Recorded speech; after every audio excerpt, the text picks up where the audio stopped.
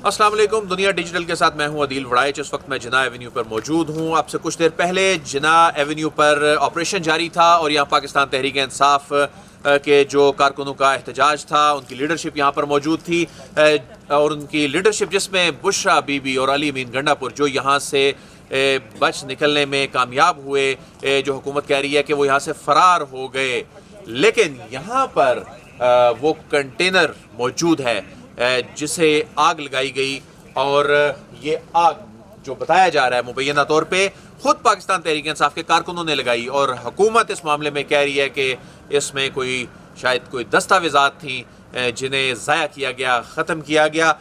ये कंटेनर हम अपने नाजरीन को दिखाएं तो ये वो कंटेनर है बुनियादी तौर पे जो पाकिस्तान तहरीक इंसाफ की लीडरशिप जहां पर आकर खिताब करती थी। बुशरा बीबी भी यहाँ पर इस कंटेनर पर आकर कारकुनों से खिताब करती थी और अली अमीन गंडापुर जो हैं वो भी इसमें मौजूद होते थे। इस कंटेनर के अंदर रहने और यहाँ पर एक मुकम्मल सहूलियात जो इस कंटेनर में मौजूद थी, जो कि सियासी जलसों धरनों के लिए कंटेनर बनाए जाते हैं और ये पाकिस्तान तहरीक इंसाफ के इस एहतजाज के लिए स्पेशल तैयार किया गया वो कंटेनर है जो इस वक्त भी आग में जल रहा है। इसके जो टायर हैं वो देखा जा सकता है कि अभी भी आग जो है वो जल रही है। इसके नीचे अभी आग मौजूद है और इसके अंदर जो मौजूद तमाम चीज़ें जल कर खाकस्तर हो चुकी हैं।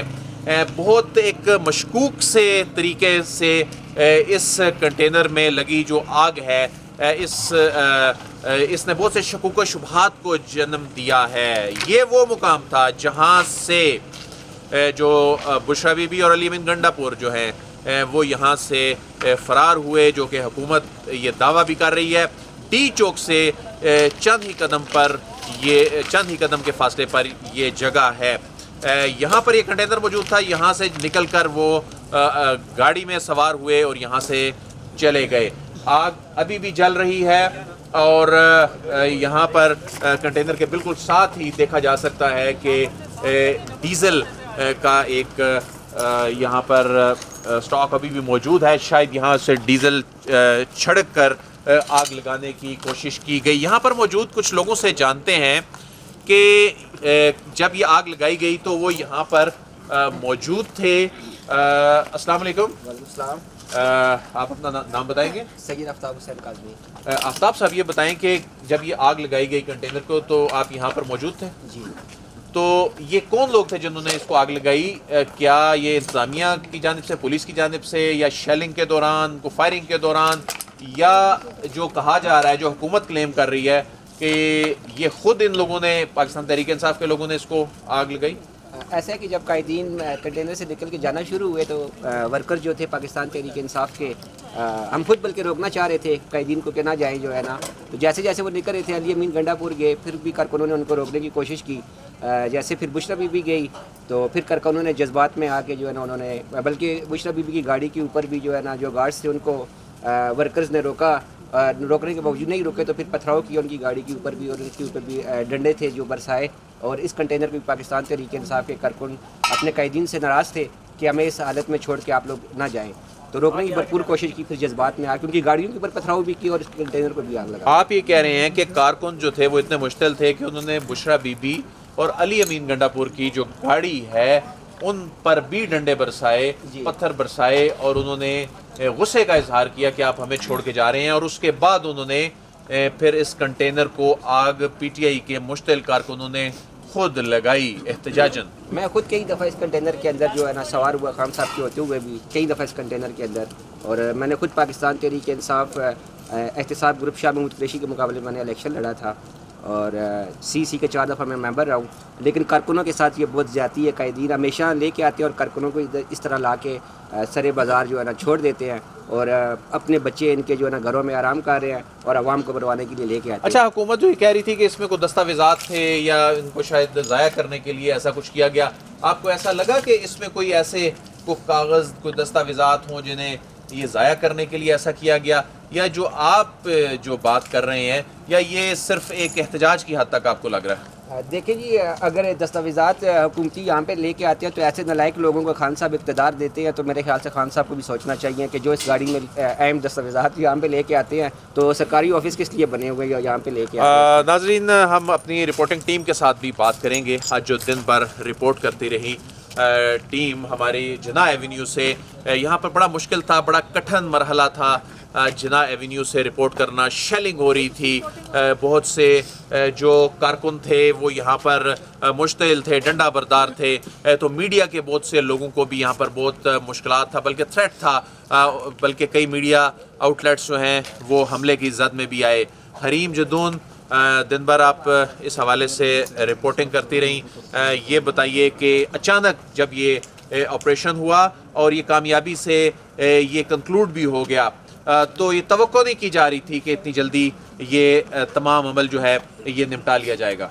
देखिए दिल साहब, रात के 3 बजे का ये वक्त है। अब से कुछ ही घंटे पहले तहरीक इंसाफ के बकौल तहरीक इंसाफ के कारकुनान का एक जत्था यहाँ पे था, आवाम का एक समुंदर देखने में नज़र आ रहा था। लेकिन 2 से 3 घंटों के दरमियान में गेम चेंज हो जाती है और रियासत की तरफ से जो एक ऑपरेशन किया गया वो यकीनन काबिल सताइश ऑपरेशन है। जिस तरह से सरकारी इमलाक को नुकसान पहुँचाया गया, और जैसे कि एनी शाहिद ने ही भी बताया कि जब उनके कायदीन उनको छोड़ के जा रहे थे तो कंटेनर को आग लगा दी गई। तो ये तो तहरीक इंसाफ का एक पुराना शेवा है। माजी में भी ऐसे हमने देखा कि अली अमीन गंडापुर साहब फरार हुए, ऐसे ही आज बुशरा बीबी साहिबा फरार इतना सिंपल मामला नहीं था जितना शायद वो बता रहे हैं कि वो फरार हो गए। कारकुनों ने उनको रोकने की कोशिश भी की, जिस तरह यहाँ पर मौजूद पाकिस्तान तहरीक इंसाफ के से ताल्लुक़ रखने वाले एक शख्स बता रहे थे। जी बिल्कुल ऐसा ही है, उनको रोकने की कोशिश की गई लेकिन वो दोनों एक ही गाड़ी में बैठ के यहाँ से फ़रार हो गए और कारकुनान को बेयारो मददगार छोड़ के यहाँ से चले गए। और उसके बाद कारकुनान की गिरफ्तारियाँ भी हुई। कारकुनान यहाँ से अपने जूते पहने बगैर अपनी चीज़ें यहाँ पे छोड़ के यहाँ से भागे। और जो हमने सिचुएशन देखी यहाँ पे वो बहुत ही अजीब खौफनाक किस्म की सिचुएशन थी और तहरीक इंसाफ के जो कारकुनान हैं उनको भी इस चीज़ पर सोचने की ज़रूरत है। मरियम इलाही सारा दिन इस सूरत हाल को रिपोर्ट करती रही, उन्होंने विटनेस किया। मरियम, जब ये मामला वाइंड अप हो रहा था, अंदाज़ा नहीं था, और मोहसिन नकवी ने जो आके एक फातिहाना अंदाज में जो उन्होंने एक प्रेस कॉन्फ्रेंस करनी थी, उनकी एक के बाद दीगरे आलमोस्ट 24 घंटे में 3 प्रेस कॉन्फ्रेंसेस थी। लेकिन इस प्रेस कॉन्फ्रेंस में आपने उनकी प्रेस कॉन्फ्रेंस सुनी, उसके बाद अतातारड़ की प्रेस कॉन्फ्रेंस सुनी। हुकूमत ये कह रही है कि जो अली अमीन गंडापुर है और बुशरा बीबी वो फरार हो गए, मालूम नहीं वो कहाँ है। मामला शायद इतना सादा लगता नहीं। आपको क्या लगता है, जिस तरह कारकुनों ने उनको रोकने की कोशिश की, कारकुनों ने उनकी गाड़ी पर डंडे बरसाए, उन्होंने एहतजाजन इस कंटेनर को आग लगा दी, लेकिन शायद कोई बैकडोर भी कोई चीज़ चली हो, इस बात के इम्कानात आपको लगते हैं?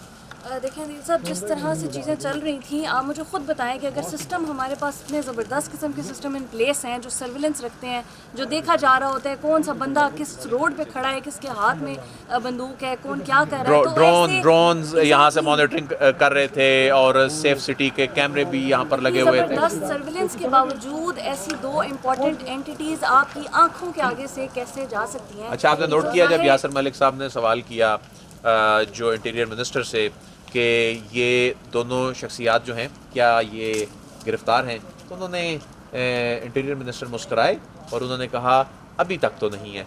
उससे भी ऐसे लगा कि शायद ये मामला ऐसा ना हो जैसा कि वो नज़र आ रहा है मीडिया की स्क्रीन पे। इंटीरियर मिनिस्टर साहब की जो प्रेस कॉन्फ्रेंस थी वो बहुत चीज़ों को इंडिकेट कर रही थी। ऐसा कई अल्फाज वो दबे दबे अल्फाज में कुछ कहते हुए नज़र आए।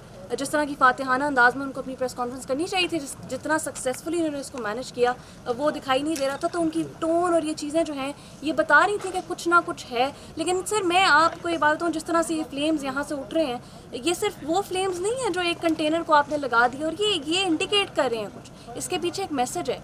दोनों पार्टीज़ में अगर फ्लेक्सिबिलिटी होती तो ये मामलात यहाँ तक ना आते। यहाँ तक पहुँच के आपकी फ़ाइनल कॉल, आपकी फ़ाइनल डेस्टिनेशन आपने अचीव कर ली, what next, what was the point of doing all that ना। So there has to be a reason, there has to be a way out of this. तो ये flames basically indicate करें कि आपका बड़ी बड़ी जंगों में भी अगर आप ममालिक एंड पे मिल बैठ कर बात करते हैं और उसमें से सोल्यूशन निकलता है, तो ये भड़के मारने से और ये बातें करने से कोई मोटिव इस मामले को पहले और बेहतर अंदाज में हैंडल किया जा सकता था। ज़िशान, ये बताएं कि दिन भर यहाँ पर लाठियाँ बरसती रहीं, यहाँ पर पथराव होता रहा, शेलिंग होती रही। अब रात के इस पहर का जिना एवेन्यू एक मुख्तलिफ मंजर पेश कर रहा है। इस वक्त जना एवेन्यू और दिन का जना एवेन्यू 180 डिग्री पे बिल्कुल जो है मुख्तलिफ है। इस वक्त एक जलता हुआ कंटेनर हमारे सामने पड़ा और ये एक सिंबॉलिक है कि जो सिंहासन पेशावर से बनाया गया था और उस पर तकरीरें की जा रही थी वो आज जला हुआ है। और ये इंडिकेट क्या करता है? ये इंडिकेट ये करता है जिस बंदे से हमारी बातचीत हुई, अगर उसकी बात सच है कि कारकुनान ने इसको आग लगाई है, तो आप अंदाज़ा लगा लें कि कितने मुश्तइल अफराद इस्लामाबाद में आए थे और अगर उनको कंट्रोल न किया जाता तो किस हद तक नुकसान। यानी उन्होंने अपनी लीडरशिप पर भी एक किस्म का अटैक कर दिया। उन्होंने अपनी लीडरशिप पर अटैक कर दिया। पहले उन पर एतमाद का जो है इजहार नहीं किया। पहले आपने वीडियोस देखी होगी कि एलिमीन को आगे जाने नहीं दिया। फिर वो बता रहे हैं कि उनके जो गार्ड्स हैं उनको चपेड़े भी पड़ी, मार पड़ी और यहाँ पर जो है फिर उनके जो कंटेनर है उनको आग लगाएगी। तो ये सिंबॉलिक है। यासर मलिक से बात करते हैं। यासर मलिक जो बार बार सवाल कर रहे थे, इंटीरियर मिनिस्टर से कुछ जानना चाहते थे, इंफॉर्मेशन मिनिस्टर से कुछ जानना चाहते थे, आपको आपके सवालों का जवाब मिला? उन्होंने कहा फरार नहीं है, मफरूर है, मफरूर हो गए वो यहाँ से। एक तो ये है कि वड़ाई साहब जितना ये नुकसान हुआ, इस नुकसान का अभी तखमीना जो है वो लगाया जाना है। ड्यूटियाँ लगा दी गई हैं सबकी।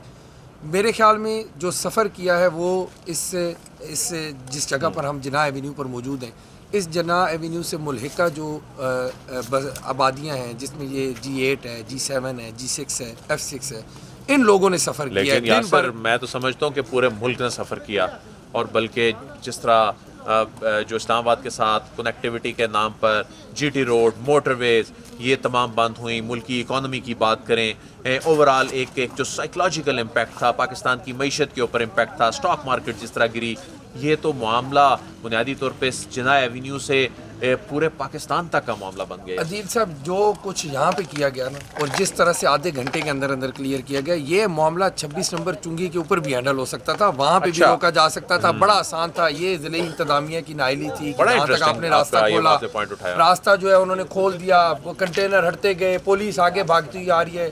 अब क्यों नहीं भागी यहाँ पर आगे पुलिस? जब शेलिंग हो रही थी पुलिस इसी तरह वहाँ पे 26 नंबर चुंगी में कर लेती शेलिंग और इनको वहाँ से वापस भेज देती। जहाँ तक ला के ये सब कुछ करने का किसको फ़ायदा हुआ, किसको नुकसान हुआ, ये तो आने वाला वक्त बताएगा।